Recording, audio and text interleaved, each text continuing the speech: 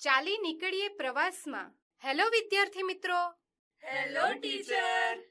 કેમ છો બધા? મજામાં? મજામાં. વિદ્યાર્થી મિત્રો, વરસાદ આવે એટલે ભીંજાવાનું મન થાય, પણ ઘરે મમ્મી પપ્પા ખીજાય ને? હા. કેમ ખબર છે? કારણ કે બીમાર પડી જવાય. હા. પરંતુ વરસાદમાં પ્રવાસ કરવાની મજા જ અનેરી છે. તો ચાલી નીકળીએ વરસાદના પ્રવાસમાં. આજ વરસ્યો વરસાદ ઉપરવાસમાં, આજ વરસ્યો વરસાદ ઉપરવાસમાં, કે ચાલ હવે ચાલી નીકળીએ પ્રવાસમાં, ચાલ હવે ચાલી નીકળીએ પ્રવાસમાં. આજ વરસ્યો વરસાદ ઉપરવાસમાં, આજ વરસ્યો વરસાદ ઉપરવાસમાં.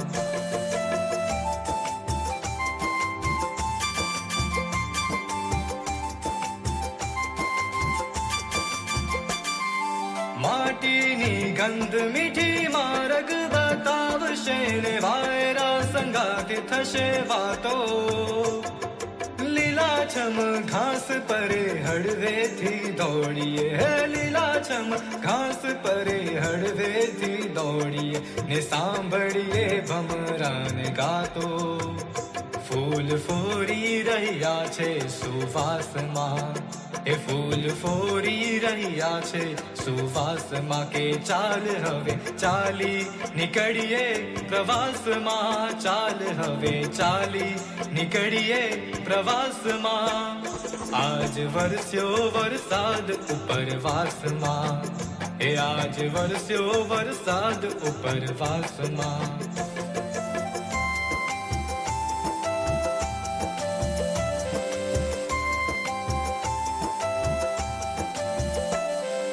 પૂરપ ભૂલાય અને વલપ છલકાય, એવું મોસમનો ભીનો ચમકે.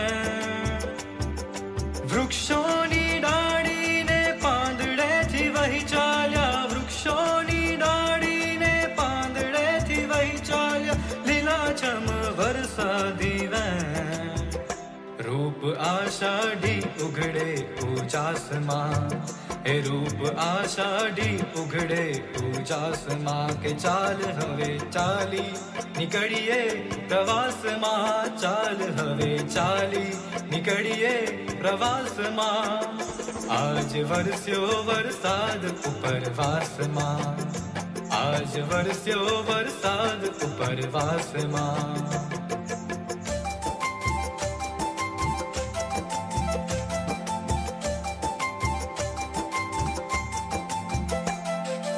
ઉપરવાસેથી વેણ આવવાની વાટમાં, બેસી રેવાય નહીં થાલા. હૈયાના હેત તકી સામૈયા કરવાને, હૈયાના હેત તકી સામૈયા કરવાને, આપણે જ વહી જઈએ સામા. પૂર છલકી રહ્યા છે ઉલ્લાસમાં, પૂર છલકી રહ્યા છે ઉલ્લાસમાં, કે ચાલ હવે ચાલી નીકળીએ પ્રવાસમાં, ચાલ હવે ચાલી નીકળીએ પ્રવાસમાં. આજ વરસ્યો વરસાદ ઉપરવાસમાં, આજ વરસ્યો વરસાદ ઉપરવાસમાં, કે ચાલ હવે ચાલી નીકળીએ પ્રવાસમાં, ચાલ હવે ચાલી નીકળીએ પ્રવાસમાં. આજ વરસ્યો વરસાદ ઉપરવાસમાં, આજ વરસ્યો વરસાદ ઉપરવાસમાં. આ કવિતામાં વરસાદની વાત કરવામાં આવી છે. ઉપરવાસમાં પડેલા ભારે વરસાદના કારણે નદી, ડેમ છલોછલ છલકાઈ જાય છે.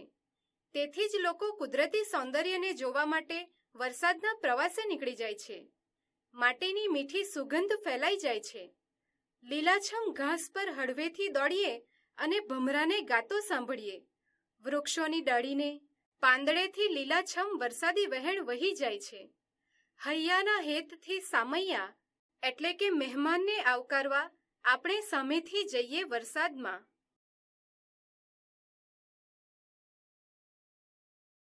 મજામાં. શું તમને આ સરસ મજાની વરસાદી ઋતુમાં વરસાદનું ગીત ગાવું ગમે છે? હા ટીચર, અમને ગીત ગાવું ગમે છે. ખૂબ સરસ. તો ચાલો આપણે સૌ મળીને અષાઢી વરસાદનું એક સરસ મજાનું ગીત ગાઈએ.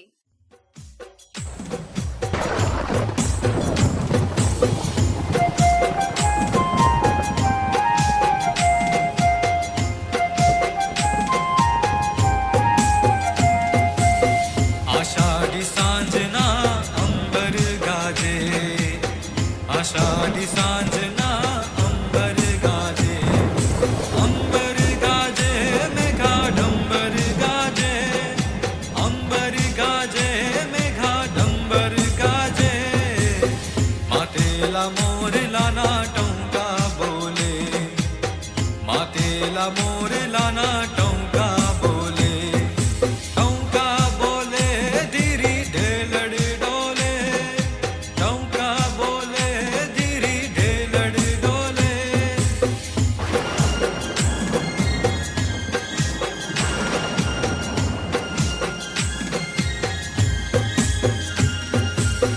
ગરવા ગોવાળિયાના પાવા વાગે, ગરવા ગોવાળિયાના પાવા વાગે, પાવા વાગે સુતી ગોપી જાગે, પાવા વાગે સુતી ગોપી જાગે, વીરાની વાડીઓમાં અમૃત રેલે, વીરાની વાડીઓમાં અમૃત રેલે, અમૃત રેલે ભાભી ઝરમર ઝીલે, અમૃત રેલે ભાભી ઝરમર ઝીલે.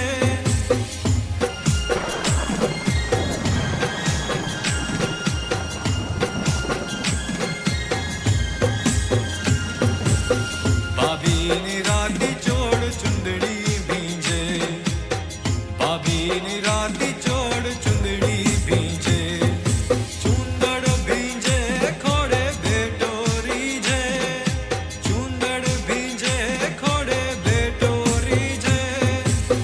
આષાઢી સાંજના અંબર ગાજે, આષાઢી સાંજના અંબર ગાજે, અંબર ગાજે મેઘાડંબર ગાજે, અંબર ગાજે મેઘાડંબર ગાજે, આષાઢી સાંજના અંબર ગાજે, આષાઢી સાંજના અંબર ગાજે.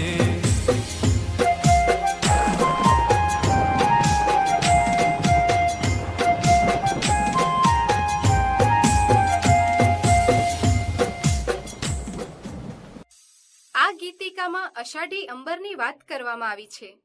અંબર એટલે કે આકાશ. અષાઢી સાંજના આકાશ ગરજે છે. મેઘા એટલે કે વરસાદની અષાઢી સાંજમાં મોરલાઓ ટવકા કરે છે અને ધીરી ઢેલડ ડોલે છે. ગરવા ગોવાળિયા મસ્ત થઈ પાવા વગાડે છે. જ્યારે પાવા વાગે ત્યારે સૂતી ગોપીઓ પણ જાગી જાય છે. વીરાની વાડીઓમાં અમૃતના રેલા એટલે કે વર્ષા થાય છે અને આ વર્ષારૂપી અમૃત રેલે છે. ત્યારે ભાભીની રાતીચોળ ચુંદડી ભીંજાઈ જાય છે. ભાભીની ગોદમાં બેઠેલો બેટો ખુશ થઈ જાય છે. બાળકો, ગીત ગાવાની મજા પડી? હા ટીચર.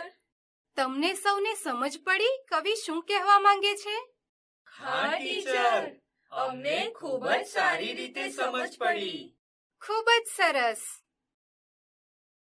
વાર્તા સીમમાં વસ્તી. હેલો વિદ્યાર્થી મિત્રો, હેલો ટીચર. કેમ છો બધા? મજામાં? મજામાં. હું પણ મજામાં. વિદ્યાર્થી મિત્રો, આજે એક વાર્તા દ્વારા સામા પટેલના ભગીરથ કાર્ય પર્યાવરણના જતનની વાત કરવી છે. વાત છે વૃક્ષોની. માણસની વસ્તીની વાત સાંભળી હશે, પણ સામા પટેલે તો વૃક્ષોની વસ્તી કરી હતી. તો તમે વાર્તા સાંભળશો? હા ટીચર, અમે વાર્તા સાંભળવા તૈયાર. ખૂબ સરસ. તો ચાલો આપણે સૌ મળીને સીમમાં વસ્તી કેવી રીતે રહે તે વિશે કંઈક જાણીએ. સીમમાં વસ્તી. આશરે 80 વર્ષ પહેલાની આ વાત છે. રાજકોટથી રીબડા સ્ટેશને ઉતરીને કોટડા સાંગણી જતા વચમાં અરડોઈ ગામ આવે છે. અરડોઈથી રસ્તો દક્ષિણે થઈ પૂર્વ દિશામાં કોટડા તરફ વળે છે. એ વળાંક પર આજે પુષ્કળ ઝાડ છે. ત્યારે એ વળાંકને રસ્તો ઉજ્જડ હતા. રસ્તા પર એકેય ઝાડ ન હતું. એ વળાંકની દક્ષિણે ચારેક ખેતરવા દૂર સામા પટેલનું એક ખેતર હતું.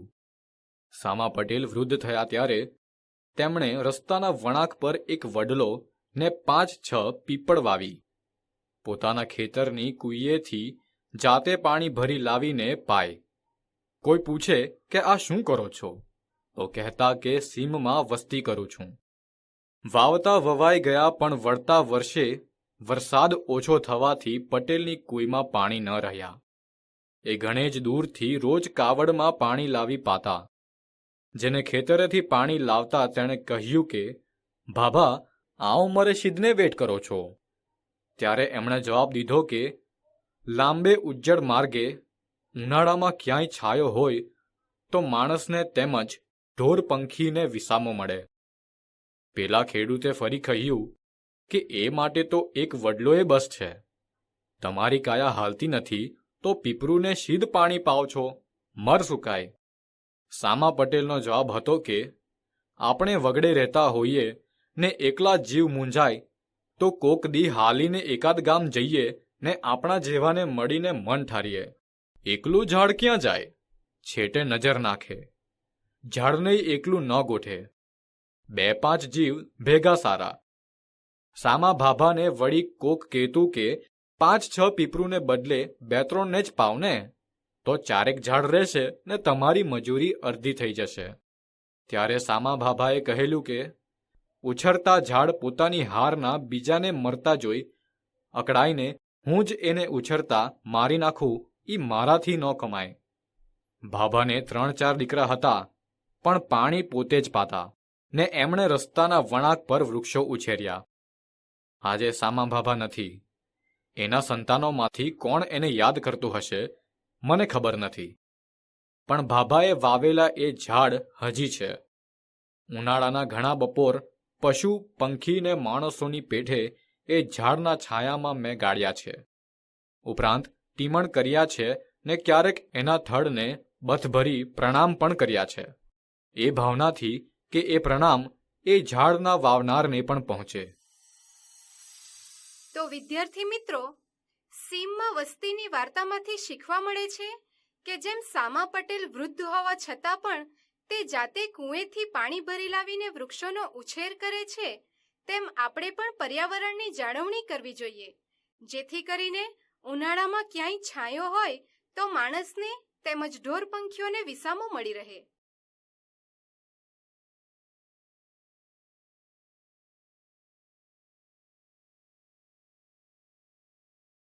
વાર્તા લુચ્ચો વરસાદ. હેલો વિદ્યાર્થી મિત્રો. Hello teacher. કેમ છો બધા? મજામાં. હું પણ મજામાં. બાળકો, તમને વરસાદમાં રમવું અને ભીંજાવું ગમે છે? હા ટીચર, ખૂબ જ ગમે છે. ખૂબ સરસ. તો ચાલો આજે કાકા કાલેલકરના શબ્દોમાં આપણે સૌ મળીને લુચ્ચો વરસાદ વિશે કંઈક જાણીએ. હું તો હવેથી આ વરસાદ સાથે નથી રમવાનો. એ બહુ લુચ્ચો છે. બપોરે હું સૂઈને ઉઠ્યો ત્યારે બારણા બંધ હતા. બહાર વરસાદ વરસતો હતો. તેનો અવાજ આવતો હતો. મને લાગ્યું કે તે હસે છે. ખરેખર એના અવાજ પરથી તો તે હસતો જણાતો હતો. હું દોડતો દોડતો બહાર તેની સાથે રમવા માટે ગયો. ત્યાં જઈને જોઉં છું તો ભાઈ સાહેબ ધોધમાર રૂવે છે. પરમ દહાડે બપોરે હું તેની સાથે ખૂબ રમ્યો, પણ જતી વખતે મેં એને કહ્યું કે આવતીકાલે સવારે તો મારે નિશાળે જવાનું છે, માટે તું બપોરે આવે તો આપણે ખૂબ રમીએ. પણ એ લુચ્ચો તો સવારે જ આવ્યો. ભલે, એ જો સવારે વહેલો આવ્યો હોત તો બહાનું કાઢીને નિશાળે તો ન જાત, પણ એનો વિચાર તો મને ખાસ પજવવાનો હતો, એટલે વહેલો આવે જ શાનો? અમે લગભગ નિશાળે પહોંચવા આવ્યા ત્યારે રસ્તામાં જ મળ્યો અને બોલ્યો, ચાલો રમવા. એ તે કેમ બને? નિશાળે જતા વાર થઈ, તેથી મારની બીકે હું ધ્રુજતો હતો. મહેતાજીને લાગ્યું કે હું વરસાદ સાથે લડ્યો અને પલળીને ઠરી ગયો, તેથી ધ્રુજતો હોઈશ.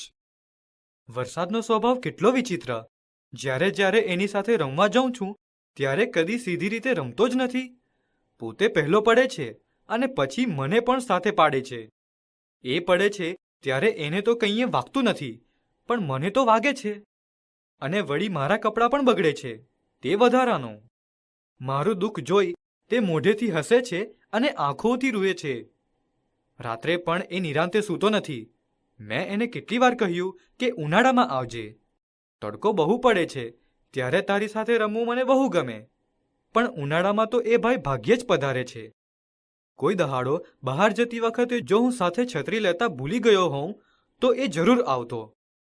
પણ જો હું મારી પેલી નવી સ્વદેશી છત્રીનો ભાર સાથે ઉપાડીને ફરું તો એ દૂરથી જ ડોક્યું કરે. મોર સાથે પણ એ એવા ચાળા જ કરે છે. ભલે ને મોર એની તરફ જોઈને એને આખો દહાડો બોલાવ કરે, પણ એ આવે જ નહીં. અને પછી ઓચિંતો આવીને એટલા જોરથી એના ઉપર હસતો કૂદી પડે કે મોરના સુંદર આંખોવાળા પીંછા ભીંજવી નાખે અને બિચારાની બધી શોભા બગાડી નાખે. ચકલીને પણ એનો તોફાની સ્વભાવ નથી ગમતો. કૂકડો તો એનાથી ત્રાસી જાય છે. ગાય બળદને પણ એમ જ હેરાન કરે છે. બકરા તો એનાથી એટલા ગભરાય કે વાત ન પૂછો. બસ એક બતક અને ભેંસ, એ બે એનાથી બહુ ખુશ રહે છે. પણ હું તો નથી ધોળી બતક કે કાળી ભેંસ, માટે હું તો હવેથી આવા વરસાદ સાથે રમવાનો નથી. વિદ્યાર્થી મિત્રો, લુચ્ચો વરસાદની વાર્તામાંથી તમે શું શીખ્યા? વરસાદ બહુ જ લુચ્ચો હોય છે. જ્યારે નિશાળે જવાનું થાય ત્યારે જ આવે છે. ખૂબ વરસાદ પડે ત્યારે પશુ પંખીઓ પણ તેનાથી હેરાન થઈ જાય છે.